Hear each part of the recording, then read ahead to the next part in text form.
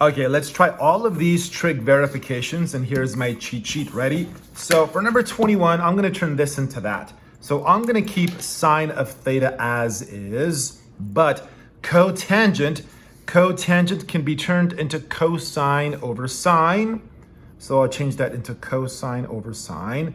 I'm not gonna change the thing on the right, that's gonna stay cosine. So now over here on this side, there's a 1 down here, and these are being multiplied. So sine and sine actually knock out. So all that's left on the left is cosine theta, and that actually perfectly matches what's on the right, and so that verification is complete. Over here, I'm gonna turn this into that. And I'm gonna keep cosine because we like sines and cosines, but for instance, secant, I'll turn it into 1 over cosine of u, because secant, after all, secant is 1 over cosine. And let's see, in the bottom, I'll leave this just tangent. And the reason that I'm leaving this tangent is because out of the corner of my eye, I'm seeing that all of this is supposed to equal cotangent. So watch what happens. Here in the numerator, you do not need common denominators because this is just multiplication. There's a 1 here. These cosines actually knock out. So really all that's left in the top is just 1. And in the bottom, it's just tangent.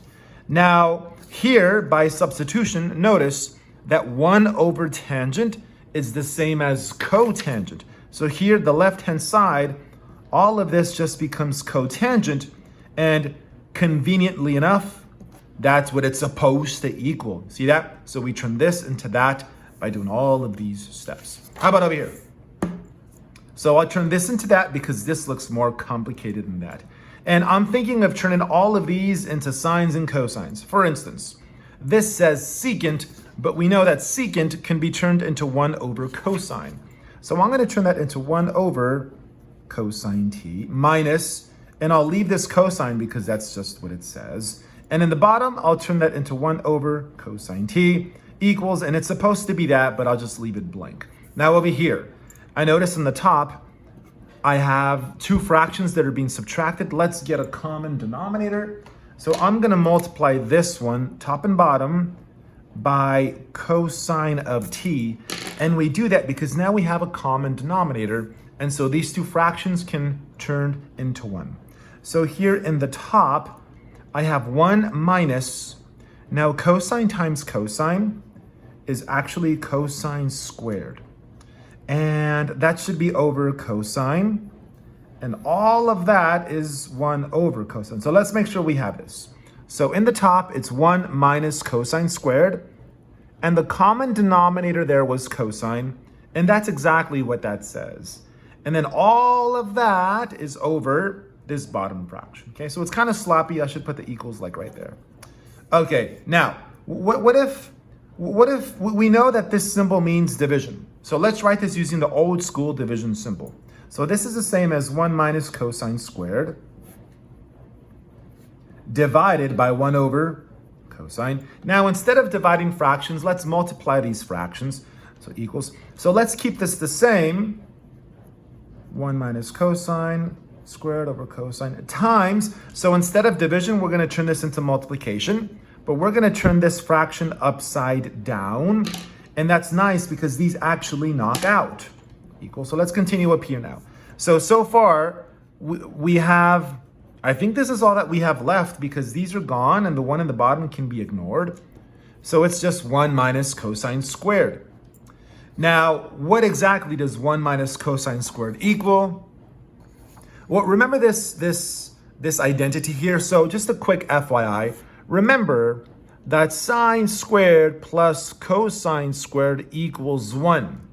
And if you want to, what happens if you move this to this side? That would then say sine squared equals 1 minus cosine squared. So these things are equal. So either of these could replace the other.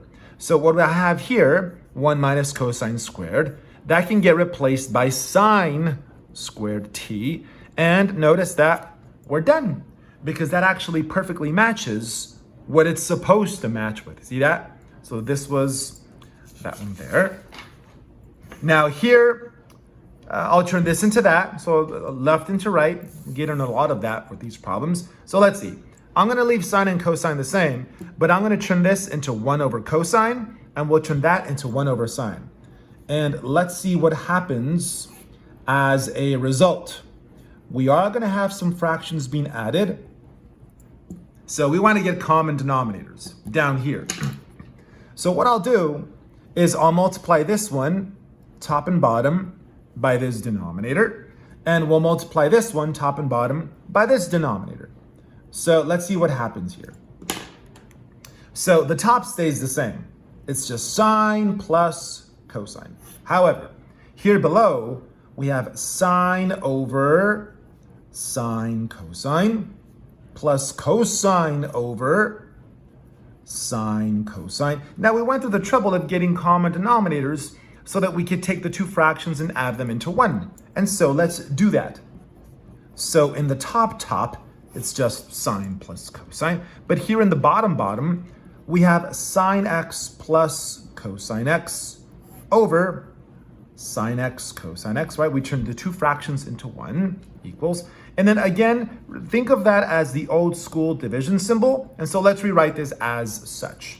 So this is the same as sine x plus cosine x divided by sine x plus cosine x over sine x cosine x. If you want, you could put a 1 below this one. It's not a big deal. Now, we don't want to divide fractions. We want to multiply them. So take the second fraction and turn it upside down. So keep the first one the same. And it says sine x plus cosine x over 1. And instead of division, we're going to use multiplication. And we turn this fraction upside down. And it would say this here. And then notice what happens. Equals. Notice, guys, that sine plus cosine knocks out sine plus cosine.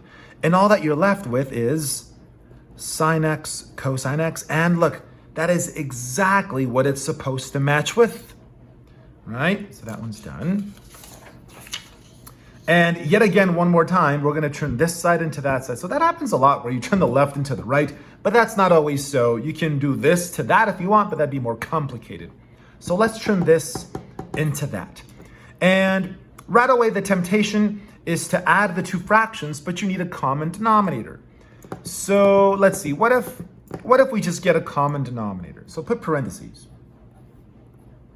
So what we'll do is we'll multiply these denominators by the other. So for instance, we're going to multiply this top and bottom by secant minus tangent. So we're going to go secant minus tangent, top and bottom, secant minus tangent, and we're going to multiply this one by secant plus tangent, secant plus tangent. So let's write this down again, Mr. Lee, but a little cleaner, a little neater this time. So we have secant x plus, we have secant x minus tangent x over secant minus tangent times secant plus tangent. And then we have addition. And this numerator would say secant plus tangent all over the same thing, right? Secant minus tangent times secant plus tangent equals, and let's see, so we have a common denominator, and so now we can combine these two into one. And let's see, so we're going to have secant plus secant, that's going to be 2 secant, and then you're going to have negative tangent plus tangent. Can we see that these actually knock out, right? Because that's a negative tangent plus tangent, they're gone. And all that's left in the bottom is that same denominator, which said secant x minus tangent x times secant x plus tangent x equals. And let's see, how about, why don't we do this, guys? Why don't we go like that? Why don't we use the distributive property here? So the top stays the same. And if you distribute secant times secant is secant squared x. And then that times that is going to be positive secant x tangent x. And then the inside is going to be negative secant x tangent x. And then that times that is going to be negative tangent squared, because it's tangent times tangent. Notice that here in the inside, those gone, right? These eliminate. So all that's left is 2 secant x over secant squared x minus tangent squared x equals, and then let's see, how about we turn, let's see, so we have secant squared minus tangent squared. I'm looking at my cheat sheet here. What can be done? How about this? Let's see if this works. Look at this identity here. Let me focus my camera out. Look at this identity. This says that secant squared, that piece can be replaced by these 2 pieces. So that can turn into that. And let's make that change back here right now. So what I'll do is I'll grab another paper here to make it clear for you guys. So equals, so let me copy this again. So I have 2 secant x over, I'm gonna keep the minus tangent squared. However, secant squared, I'm gonna turn it into tangent squared plus 1 by substitution. So this becomes tangent squared plus 1. So this piece became these 2 pieces there. And the reason I made that change is because look what happens here, guys. Tangent squared minus tangent squared, that goes away. And that's why I was motivated to turn this into that based on this identity. That was my motivation, because I looked ahead and I said, hey, that's gonna knock this out. And so all you're left with is 2 secant x over 1, which is just 2 secant x. And guess what? Boom, that's perfect. That's exactly what we were trying to do. So for trig IDs, always try to turn the one that's more complicated looking into the one that looks less complicated. And we use a lot of these things here. And it is very common to turn like tangent into sine, to turn cosecant into 1 over sine. It's very common to turn the tangents into sines and cosines, to turn the secants into 1 over cosines and so on. So try some more if you want, just to get more practice. And let me know if you have any more questions.